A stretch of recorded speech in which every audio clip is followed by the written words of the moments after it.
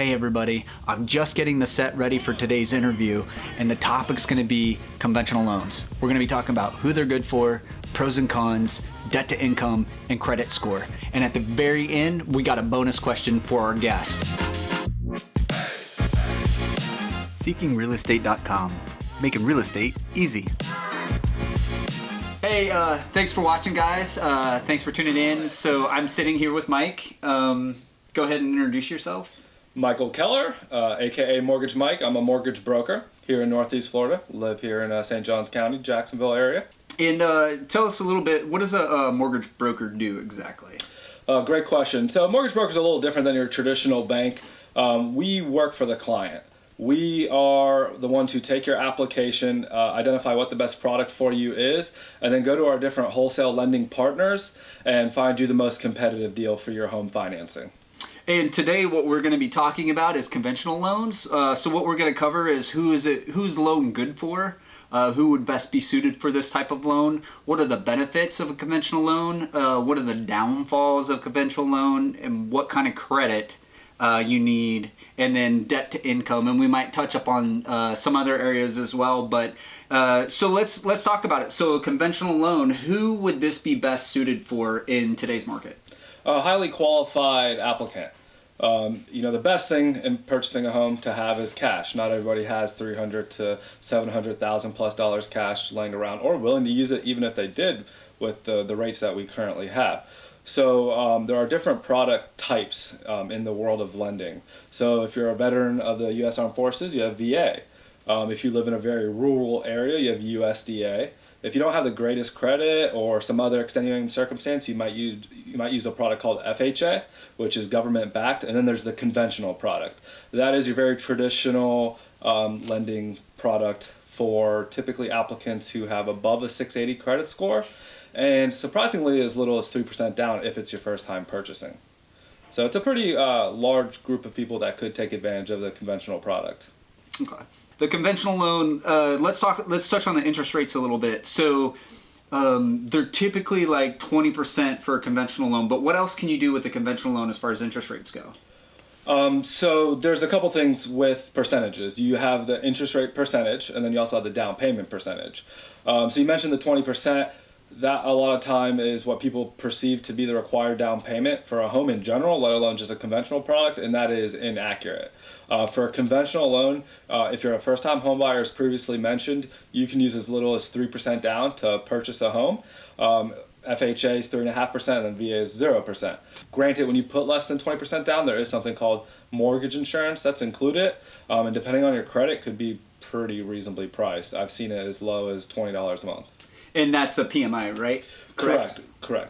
Okay. You'll hear private mortgage insurance and MI, PMI interchangeable. They're essentially the same thing. It's a type of insurance covering the difference between your down payment and the 20%. And that's so banks have enough protection in case of a worst case scenario. They can unload that piece of property off their portfolio without taking a loss. And so what's the benefits of going conventional versus another loan out there? Like let's say I have a bunch of cash, expendable cash, and I wanted to go conventional. What are like the key points of a conventional loan? Competitive rates. So we were talking about the rates as well. You'll get extremely competitive interest rates with a conventional loan because typically you're a less risky applicant. You're high qualifying, preferably you have above 720, although it can go as low as 680 to 720. Other products might be better for you depending on some other factors we would have to analyze. But if you're above 720, definitely conventional is the way to go, especially if you can put more than 20% down. You can get very competitive rates even in today's market, which recently we're in July of 2022. The rates have gone up the past few months, but historically still very low, and compared to inflation, dirt cheap. So just to clarify for you guys out there, if you guys put down 20% on this conventional loan, you're going to get a lower interest rate as opposed to 5%, correct? Yes, a little bit. There will be a little bit of fluctuation. 5 actually isn't too bad. 3%, you're not. It's going to be an adjustment because that's such a small amount down. 5% actually is pretty competitive compared to up to 20% down. A lot of times it'll even be the same because they know you have the mortgage insurance, so they won't beat you up. And a lot of it depends on the credit score as well. So it's not always true that the more down you put, the lower your interest rate. I've actually seen it the opposite sometimes. We've heard of the benefits of going conventional. You can get very competitive rates going conventional. What are the downfalls of going conventional versus other loans out there? I mean, there's no real huge cons compared to some of the other ones. Really, mainly just the FHA, because there's mortgage insurance for life on it, unless you put at least 10% down.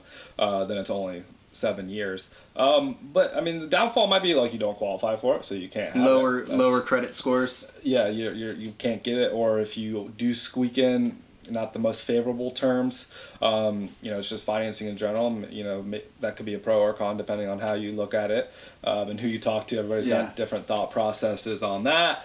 And other than that, though, I mean, not a lot of cons. It's a very attractive product. I'm in a conventional loan. I fully support them. Yeah. So essentially, what he's saying here is like, so the benefits, if you're highly qualified, you can get super favorable terms out of this conventional loan. If you're not as qualified and you're still trying to push through with a conventional loan, you're probably not going to get the terms that you're looking for because you're not as qualified as some of the other people, and you're more of a risk for the bank in order for them to qualify you and loan you the money. Correct. Your mortgage insurance could be significantly higher in addition to your interest rate, so then an FHA loan might actually make more sense for the interim. Most folks are keeping their home loans 7 to 10 years on the high end, so you can refinance later on, or you're most likely moving, so it wouldn't matter anyway. So you want to kind of keep an idea of what's best for you in the first 10 years, with still the big picture in mind, just in case. But yes, nonetheless, credit is very important. So speaking of credit, what kind of credit are they going to need, that the customer's going to need going in there to make conventional loans make sense? Ideally 720 or above. And that's the break point? That's where things shift? That's where you're going to get the best terms. It really clicks. It makes sense. 680 to 720, it depends. So the pricing tiers and the guidelines are based off of every 20 points of your credit score.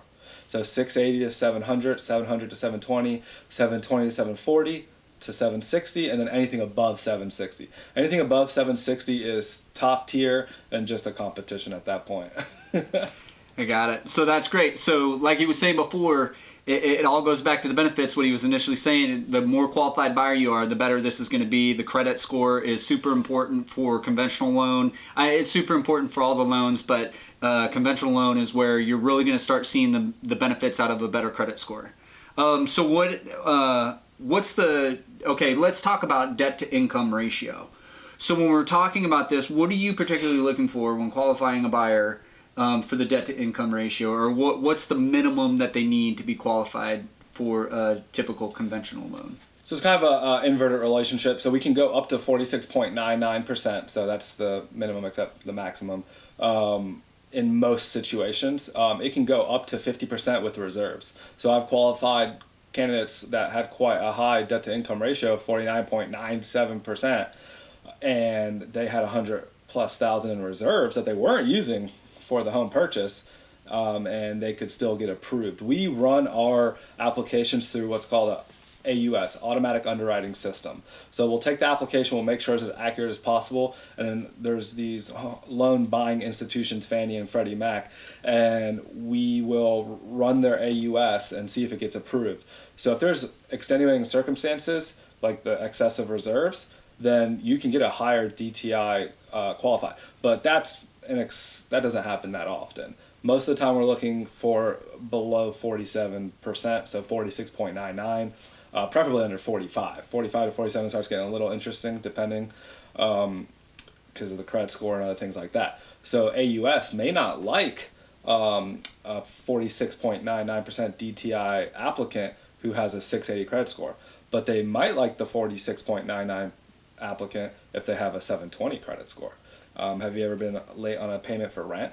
Have you ever been late on a car, et cetera, et cetera? How much credit line do you have out in general? There's a lot of things that AUS looks at and that we look at to make sure the candidate is qualified and has the ability to repay the loan, ATR.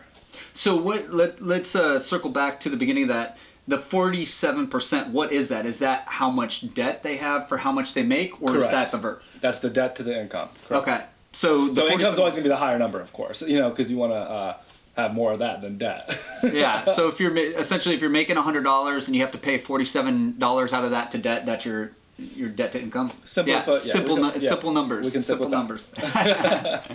So, hey, thank you so much for coming. I hope this really helps you guys out there. Mike, once again, thank you for your time. Thank you for explaining to everybody, especially in this market. Like, we're seeing a change in the market right now with everybody, and this is like the hot topic, the interest rates that are coming out and things of that nature. And absolutely. The type of loan is important in addition to the rates. Another benefit I did want to add on is conventional has less restrictions on their appraisals.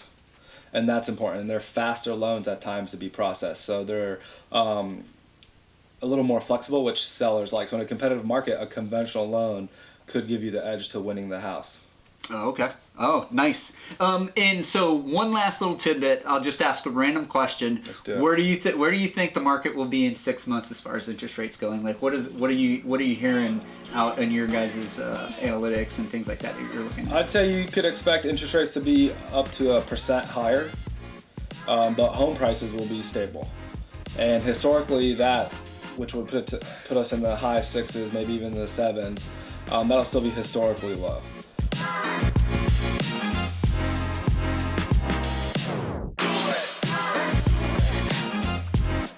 Seeking-Realestate.com, making real estate easy.